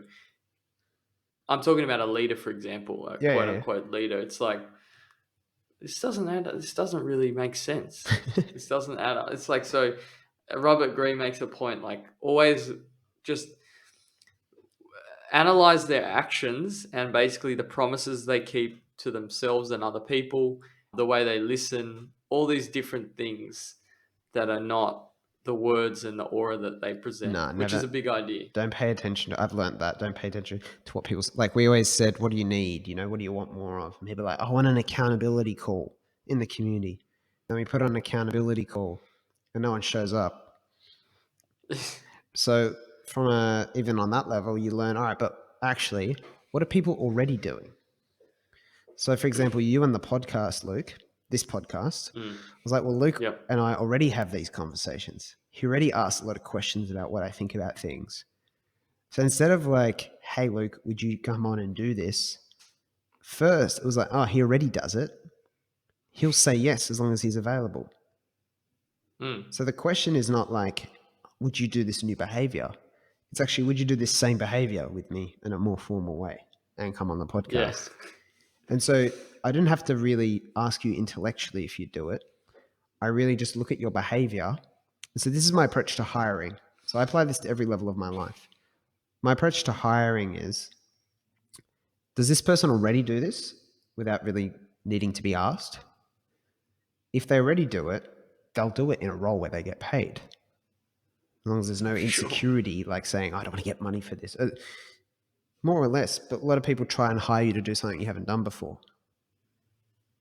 And sometimes you can do it if the circumstances permit and it's to try it out, go for it. But they will do it when they already like demonstrate their capacity. There's a lot of people like real estate agents who would recruit people from a furniture store or JB Hi-Fi where you like electronics. It's like, you're a good salesman. You love talking to people. Would you do it selling something more expensive? Because you're already doing the behavior. You don't have to ask them if, oh, you're interested in property. Do you want to be a real estate agent? You don't need to ask that. You can look at their behavior, and no matter what they say, you're separating the real from the fake, because behavior you can trust. What people say is bullshit. I'll tell you one thing today. Next week, my whole life would have changed. So what I said no longer applies. But you can audit my behavior. And so when it says the events of their life, it's like, has someone been through all these rocky relationships? When I was hiring for real estate, I would look at their CV. And the first thing I'd be interested in is, have they hopped around a lot, or have they spent a lot of time at each company? And if they were like 3 months here, 4 months here and all that, yeah, sometimes it's a good reason. But if it happens very often, it was immediately disqualified. If they've been there, that place 2 years, that place 2 years, that place 6 months. Okay, why were you there 6 months? So this person qualifies for a phone call. All right, why were you at that place 6 months? Explain the situation. Yeah, the employer and all that. It's like, all right, that's plausible. So then this person's durable. And relationships. So the biggest mistake I made in my last relationship romantically was not finding enough about the person at the start. Like I a friend gave me the advice later when I was having problems to go and actually ask more personal background about what's your relationship like with mum and dad? What are your past romantic relationships like? Because he says, I ask that like as soon as I can because you're dealing with it, whether you know it or not. And if the person's real and it's going to work out, I'm going to want to know that stuff. So if they're not willing to go into it, yes, it's not the very first conversation at coffee. If they're not willing to go into it at all, that's to me one of them. It's a filter. So it's no real actual loss, but like you are dealing with that stuff. So like you want to know the behavior because you can't lie. This stuff we're talking about today, this impacts you. So the final thing, realism versus optimism versus pessimism, right? Are very different things. And everyone thinks that the Robert Greene is very pessimistic and all that. Now, he doesn't he says, I don't use most of the stuff I write about. And I always looked at it like a mirror. I look at his books as like not it feels prescriptive, like you should go and do all this stuff. And that's a big problem with books and films. Like you feel like 4-hour work week, you think, oh, this book's trying to tell me to go work 4 hours a week. So it's very hard because the author always says, but that's not my message, but they unknowingly send that message. That's come up a lot in this podcast, right? We've unpacked that with Naval, Tim Ferriss. But what I really look at Robert Greene as is a mirror reflecting back to us what humanity is really like, what the situations we're in are really like. And he subtly reflects what Hollywood was like in 48 Laws of Power because he saw these power games. People just wanted power. And so I think it is realism. All right. I think it's just reality. And I do think of it on one level as I just take from it what's valuable. I think I was at a mature enough place when I engaged it. I wasn't 21 when someone told me about Robert Greene. I'd read a lot of De Mello before that. So it was like 2 years ago that I really found out about him when Scott suggested the books. And so when I've gone through it, being very interested in human behavior as I am, and I can tell you it's been majorly influential in our constant student work, where we obviously try to the ones that are most interactive in the community, like yourself, we try as much as possible to understand people on a very deep level because it's completely relevant.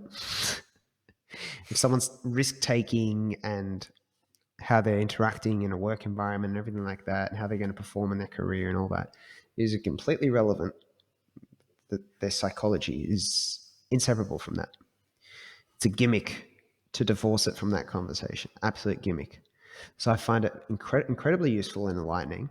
I think it's the potential to help. And he, as a character, if you watch him in interviews and listen to your intuition when you watch him talk, and this is something I'm big on. When you're looking at people you look up to and celebrities, so Gary Vee, I get a very different feeling in my gut when I'm watching Gary Vee than when I'm watching Seth Godin or Robert Greene talk. And like Robert Greene, the gut feel is this is a guy who's present. He's highly self-aware. He's a very good man. He looks like an incredibly good man. I think he's doing a lot very positive for the world. But Gary Vee, I get a different feeling. I can see like he's in a good present place today and he's having like a really genuine, and sometimes he's got that the hustle monster kind of thing that he's quite famous for. And there's an arm wrestle within all of us, right? And so you can feel it, this video versus that video. You can feel it when you watch these people. And so the real from the fake, I think the intuition was like a really big point today. But that honestly, that's my take. And I probably should have asked for yours first before I jumped in with my take on him. But do you have a kind of wrap of what we just discussed and your big takeaways from him as like a result of all this kind of stuff? Or Yeah, big takeaways. I think it comes back to how I introduced Robert Greene, or how he was introduced to me. It was at that stage of life where I was very into, you know, the initial self-help stages where you've got almost like a naive view, I still might have a naive view of the world, but like a very naive view of the world, in the sense that like, yeah, just not having an understanding of the shadow side, not having self-awareness around, like Robert Greene, you said it very well. It's just a mirror of, your own tendencies, people will navigate how people navigate the workplace depending on the environment. There's just so many different dynamics that are involved that you I mean, you'll never fully understand, but it's giving you more tools to go out and sort of understand um, different environments you're placed in. So I mean, I haven't even finished reading Laws of Human Nature. I think I'm like 55% on my Kindle, See, and there's finishing it, already so many I wouldn't even insights. say, if someone's listening to this, I wouldn't even say, if you feel like you should go and read and finish it on a gut level, not like an intellectual level, I know it's hard. You Mm, have to learn that for yourself, what the difference mm, is. Like, oh, it makes sense to versus like, hell yes, like I am really excited and compelled and curious to go finish it. So mm, it's trusting that feeling, like, so the yeah. reading, so many people are up here with the reading in the brain, like, oh, I should finish that book. I feel guilty. It's like, Mm, normally you shouldn't actually put any compulsion on your reading once you've built a habit around it or feel guilty, because it's really gut will tell you. Gut yeah. procrastination is healthy. Most Mm, procrastination, everyone's at school thinking, I don't want to study. There's something wrong with me. Maybe I have ADHD. Hello, Ken Robinson. But really, what's the reality? This shit's boring. The gut is giving you the only one telling you the freaking truth in yeah. most situations. And I saw a video today saying the same thing about burnout. Like, you're burnout because you're doing something unnatural. By definition, it's a natural thing. It's more, It's going to draw the energy away from it's you. drawing the Yeah, energy away. 100%. So it's But that's the big thing with Robert Greene. It's deep, right? Big books, big books, but yeah. it's But I was reading. I'll give you like I was reading Laws of Human Nature, and it was at a time where I was reading through different like those personalities, and it helped me being like, oh shit, like you can identify, because it was like you could see the example of yeah, someone, and yeah, yeah. actually It's going then off you on see at something a else. deeper level how it's impacting different dynamics. Yeah, I definitely don't want to go into detail, but Yeah, well, you think about like parents, you think about friends, you think about partners, you think about work any boss. You have to think. You can't read it and not think about people closest to you. It's not but it's negative though. just I'm just saying that's no, not understand the negative. But backstory then, behind behavior. yeah, but then it illuminates your own understanding of your own dark side, or sorry, the Shadow. shadow. Yep. Yeah, your own shadow and your own like narcissistic tendencies that really need to be tamed and can get out of control. And like I was talking about before, when you get to a elevated self awareness, and then you're like, So then you self-aware. start, yeah, you're like, oh god, I'm back. I But must yeah, be the most self-aware person. people just don't understand. The modicum of modesty. Luke Smith and Joe Weeby. Well, mate, yeah, it's Oh, incredibly but profound. yeah, and I think Robert Greene's the kind of character you'll sort of be thinking about for a long time, Mm. and his work is, I Unparalleled. mean, it's massive, and it's like it takes a while you probably can't digest it in your lifetime, It's like realistically. Taleb. Yeah, Yeah, they're very dense. Very but dense. yeah, a great, extremely influential person to delve into. So very good Uh, idea going into this, Joe. yeah, no, what a phenomenal and fun episode. A bit long. I don't think Mm, I'll chop any of that. I think we'll just whack it up at 2 hours. It gives a shit. 2 hours, Yeah, I'll make a mate. trailer with some clips and highlights maybe or whatever, but enjoy. I think it's a resource. I'll time code it on YouTube and stuff like that to help. Very cool. Happy with the new format? It's the new format, long form, baby. Open to feedback. Um, Yeah. Open to feedback for sure. So, yeah, any other highlights anyone wants, just jump in and jump on the newsletter, like the Doorman. It should be at the Everything Joe link in the description or the show notes. And that's where you can stay up to date, get consolidated insights instead of maybe some of these longer episodes and stuff. That'd be my only kind of call to action. I don't know exactly who we're doing next, so stand by for that, which is exciting. But we will have probably another episode, I'm assuming in a week, but we are reinventing, so you know, be patient. But thanks, Luke. Thanks, See you Joe. next time. I'm happy to be Happy back. to be back. Keep opening doors. Keep opening doors.